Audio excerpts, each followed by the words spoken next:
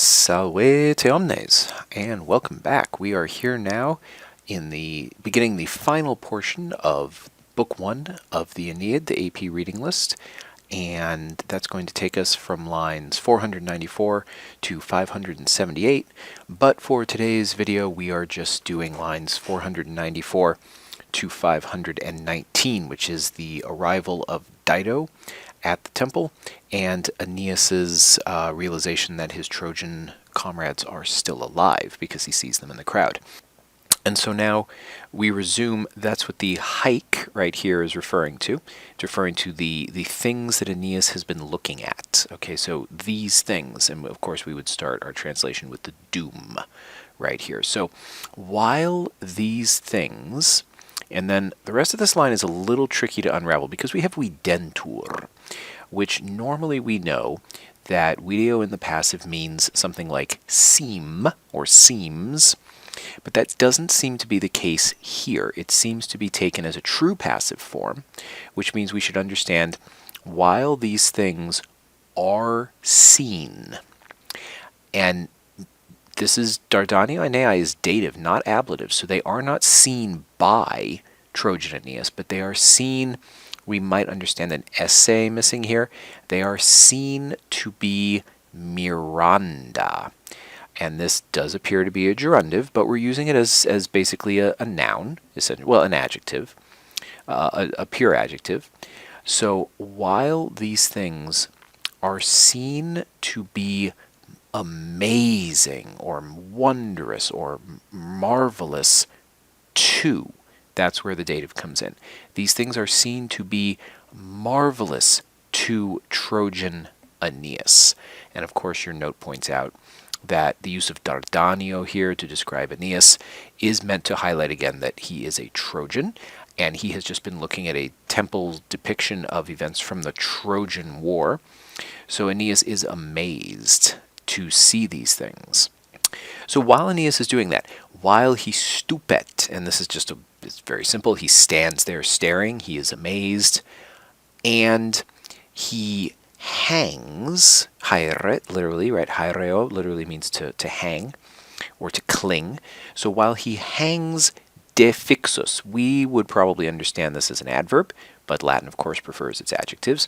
So while he fixed, not moving, right, hangs on, this uno is not one, like only one, but rather something more like singulo, each one. While he hangs on each obtutu, on each view. So each element of the temple he is looking at one at a time, and he's stuck on it, and he's amazed, and it seems, or everything is seen to be amazing. He's paying no attention when all of a sudden, regina templum, the queen to the temple, right? She appears. The verb, of course, is down here, incessit. The queen approaches to the temple, so she comes to the temple. Dido, there she is, Dido. So she is Dido, and she is pulcherrima forma, right? Most lovely in respect. This is an ablative of respect. We've seen this before with Deiopeia. We saw this with the nymph that Juno offered to Aeolus, this exact same phrasing. She was also pulcherrima forma, and so is Dido. We're going to see a lot of not so subtle references to Dido as being essentially divine, right? Dido is likened frequently, sometimes explicitly, to goddesses, various goddesses. So in this instance, she's being obliquely likened to Deiopeia, most lovely in regard to her form, in respect to her appearance. She approaches the temple, and then we see this ablative absolute right here with a large caterva, which is a throng or a crowd, juvenum of young men, stipante. So we see the present active participle with a large crowd of young men accompanying her, thronging her, crowding around her. Okay, so that is the appearance of Dido, and it's a very, very short introduction because we are about to see something that we should be getting used to, and let's skip ahead to that. And here's that thing that we see, qualis. Yes, indeed, it is another simile. And in this case, we see qualis Diana, right there. Qualis Diana, just like Diana. So here's the not so oblique, here's the very direct comparison of Dido to Diana. And your note points out that Virgil here is copying Homer with the very famous simile in Book 6 of the Odyssey where Odysseus compares Nausicaa, the Phaeacian princess that he stumbles upon on the shore, to Diana, and there's a very, very specific reason why Odysseus does that, and you should go look that up because it's really quite interesting. I will put a link to a discussion about that below in the description of this video, in case you are interested. But here it is simply Virgil paying homage to Homer, and also, again, comparing Dido to a goddess. We will note that this qualis here is actually linked down here with a talis. Okay, so that tells us, that's just something that we haven't seen yet. Here's the very, just as Diana does this stuff, Dido was exactly the same way. So in case we weren't clear that Dido is Diana, Virgil makes it clear down here with talis. But let's go through the simile now. So just like Diana, oh, look at this. It's just like the bees. She exercet her choros, right? So in this case, exercet, she's not really putting the chorus to work like the bees were put to work by their labor. In this case, she's more probably leading the chorus. And then we see two places where she would do that. The first is in Ripis Erotai, which is upon the banks of the Erotas River. This is a river in Sparta. Sparta, of course, was a fan, as a city, was a fan of Diana, Artemis, a female warrior-type goddess. You can see why the Spartans would appreciate that.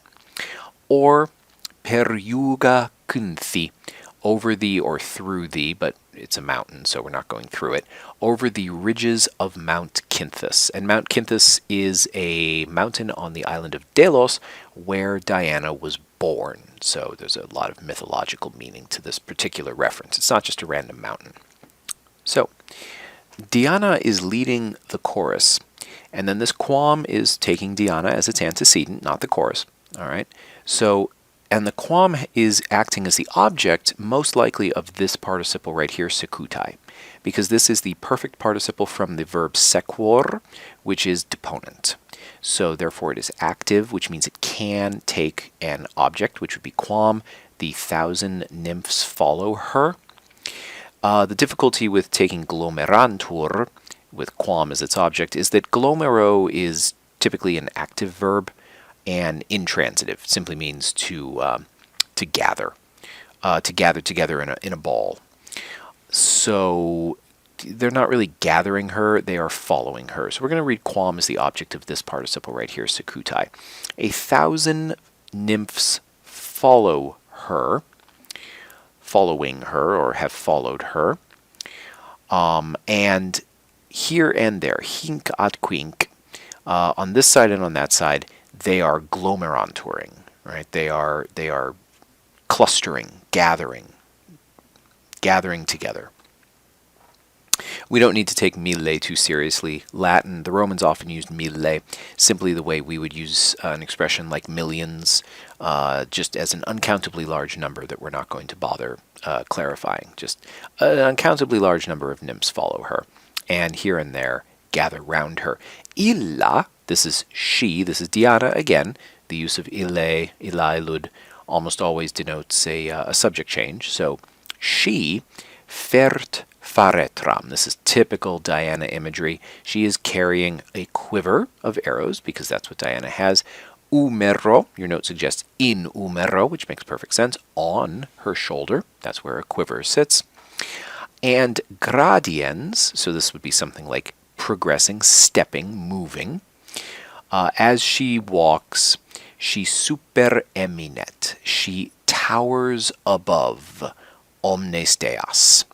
Okay, so Diana is not only superior in status, because again, she is a full-blown Olympian goddess. The Oreades are merely nymphs, so technically a type of lesser deity, but this also implies that she is taller than the rest of them. So again, we are supposed to be seeing Dido in this. So as Dido progresses to the temple, she towers above everyone else. Diana towers above omnis deas, all the other goddesses.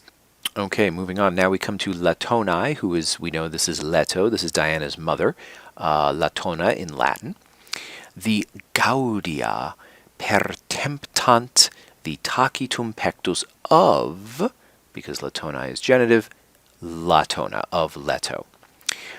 There is no particularly necessary reason to read Latona as genitive with pectus. You might just read it with gaudia. It's up to you. I think it makes more sense to me to read it with pectus. So, the joy, you could make it singular here, even though it's grammatically plural.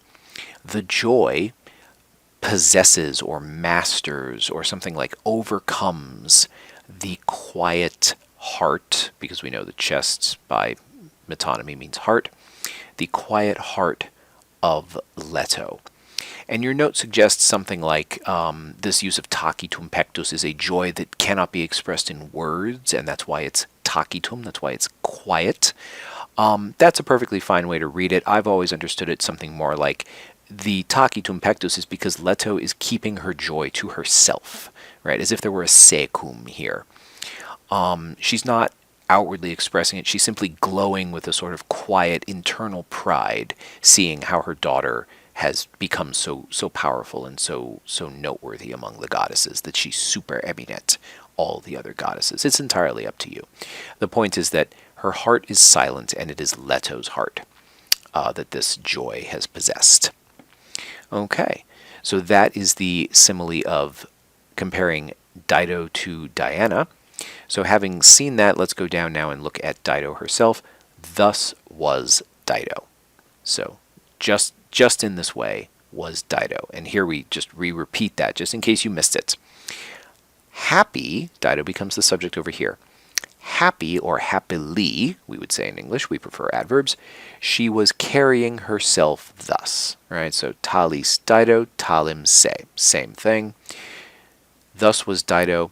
Happily, she was bringing herself thusly, right? Thus. Per medios, again, just like we saw with Aeneas before, through the middle of the people, because masculine, of the people. Instans, ooh, we've seen this word before in regard to the thurii back in the previous video, in the previous lines. So here Dido is urging on, right? Hastening, getting to work, urging on the operi, this would be the work itself, the things that need to be done, and the regnis futuris, the kingdom that is to come. Okay, so at this point now we are going to see Dido enter the temple and do a bunch of very, very good leadership kind of things. Okay, so let's dive in. So these first two lines are simply her approach to the temple, and what we get is not a lot of verbs, right? We see her essentially when she is seated upon her throne. So in the meanwhile, we need to understand quite a bit, including, most likely, as your note suggests, some ins with these ablatives. So in foribus, in mediatestudine, and then in solio. So let's just go through this. We have to imagine her walking. So then at the doors of the goddess, which of course we understand to mean something like temple, right? So Dido has been approaching the temple. So now this bit right here, she's at the doors. Then we have to move forward. Then she is in the middle of the dome, because a testudo, of course, is a turtle, so we're supposed to understand the shell shape, so that's the dome. In the middle of the dome of the temple. Templi is the genitive here, mediatestudine, just, like media nocte, the middle of the night. So in the middle of the dome of the temple. And then saipta armis, this is surrounded, or, cloaked, but surrounded by arms. And this, of course, refers to the tradition of hanging the arms of your conquered enemies on the walls of your temple as a victory offering to the goddess that has, or god or goddess that has aided you in your fight. Roman temples would be similarly decorated. So here again we're getting the intimation that Dido and the Carthaginians have been militarily successful, which goes back to the intro of Book 1, the very first lines, where Carthage is asperrima, right? Studiis belli, right? Very keen in their studies of war and their zeal for war, and here we see the evidence of it. And then subnixa, which is simply not leaning in this case. Frequently nitor means something like leaning, but in this case more like resting, so settling. She sits down, right, upon her throne. Alte here is not, grammatically it does not go with solio, because alte is strictly an adverb. So it's rather, she sits on high. Although you might argue that this is a transferred epithet and we should just read it with solio. She sits upon her tall throne, her lofty throne, but grammatically it is an adverb. So leaning or resting, she sits herself on high on her throne, because her throne is almost certainly seated upon a dais up above, right, above the floor level. Okay, so now that she has made it into the temple and taken her seat, what does she do? Well, she does a great many things. She dabat jura and leges viris, to the viris, because dative, because dodare. So she gives justice and laws to the people. Okay. She also aequabat the laborem of the operum, this is the genitive plural form, in justis partibus. So big emphasis on justice and fairness here. She literally something like equals the work, but it might make more sense to say she distributes the work equally, right? She distributes the work of the things that need to be done, literally the work of the works, but that doesn't really translate well. So she distributes the work of the jobs in fair parts. Okay, so just to highlight that she's being very fair and equal as she distributes the tasks to the people. Or, and this again is a very, very good thing for a leader to do, she literally drags them out or chooses, right? She chooses the work to be done, because technically laborem is still acting kind of as the object of trahebat. She drags the works out sorte, by lot, right? And this again has kind of a divine notion that she's letting the gods decide. So of course it's fair. If the lottery says you have to go do X, you can't argue against it because the gods chose that work for you, right? You're not being punished. So there is Dido doing leadery types of things, being a good leader to her men. Let's scroll down and see what happens next. Cum subito, right? When all of a sudden, Aeneas videt. What does Aeneas see? Well, the whole rest of the line is what Aeneas sees, right? There they are. Antheus, Sergestus, and brave Cloanthus. Okay, these were his lost men, so he sees them. And what are they doing? They are approaching with a magno concursu, with a great hurry or something like that. Your note explains that this is an ablative of manner. It's how they are approaching, so there's clearly a sense of urgency. They are approaching with a great rush or something like that, with a great crowd. Okay, so they are thronging close to the throne, begging to be heard amidst all the other business that Dido is doing. They are seeking an audience. So Aeneas sees them, and he also sees, we're not done, he also sees the other, literally the others of the Trojans. But in English we would probably just say the other Trojans, even though this is a genitive plural. The Trojans whom, or the other ones, whom the black storm, it doesn't have to be a whirlpool or whirlwind, it can just be a storm.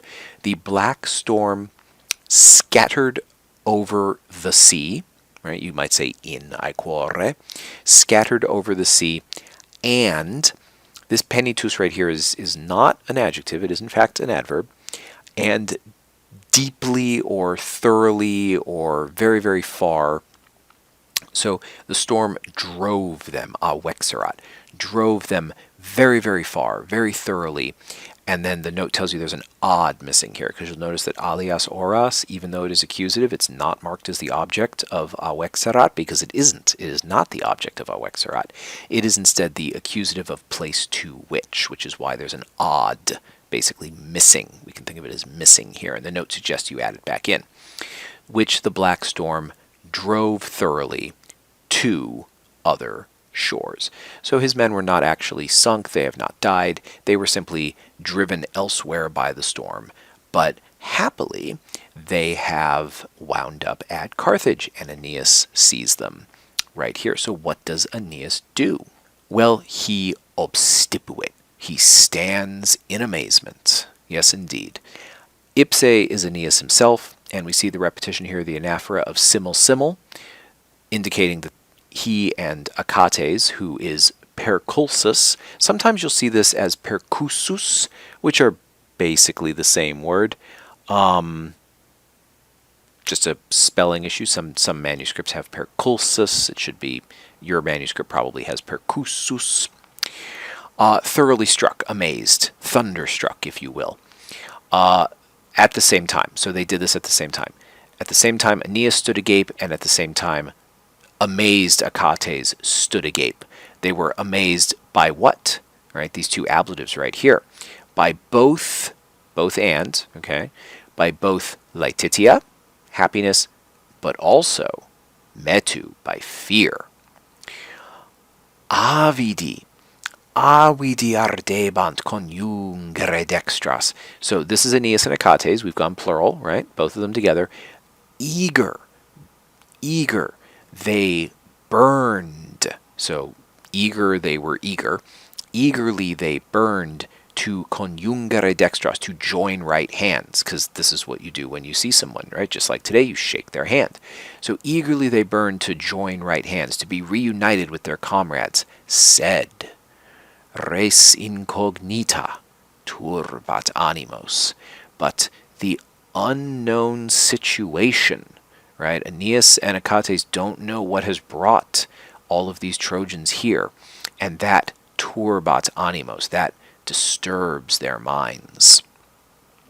Okay, so because they don't know what is going on, they're not going to break forth from their cloud of invisibility and greet their friends. Things might be bad for our Trojan allies.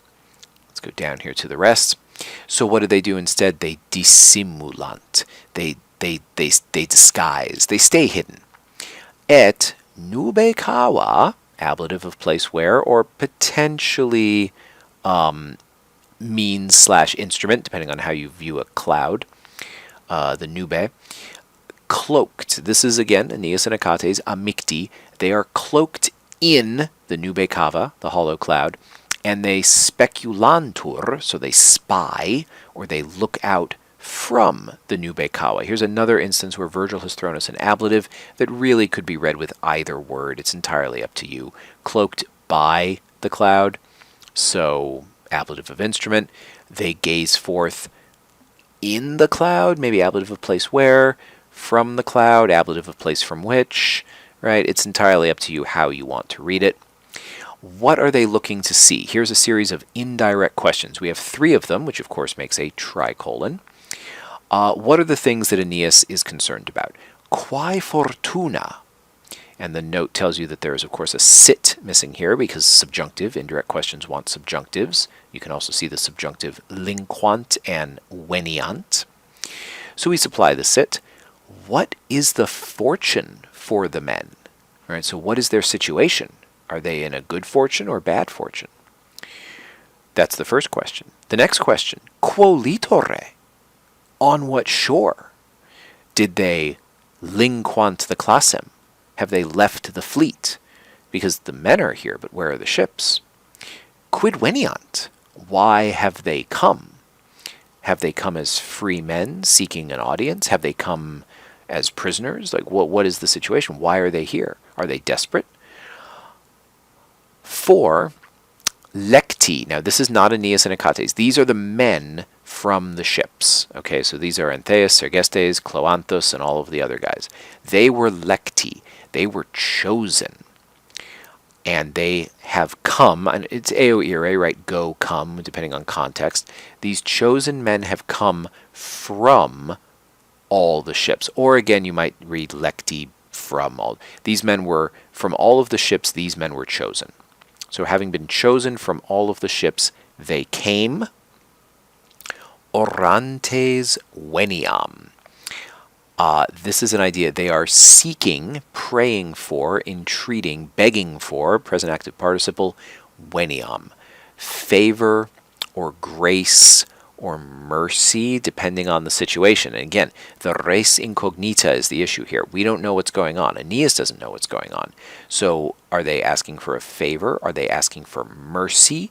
Depending on the context, this phrase can mean a couple different things. And they were petebanting the templum with a clamore, another ablative of manner.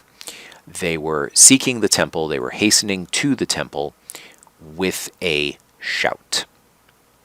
All right, and in the next video, we will see what exactly they are asking for as Ilioneus, the Trojan representative, speaks and shares with everyone, mostly Dido, what is going on, why they're here, and what they need. So we will see you in the next one. Walete.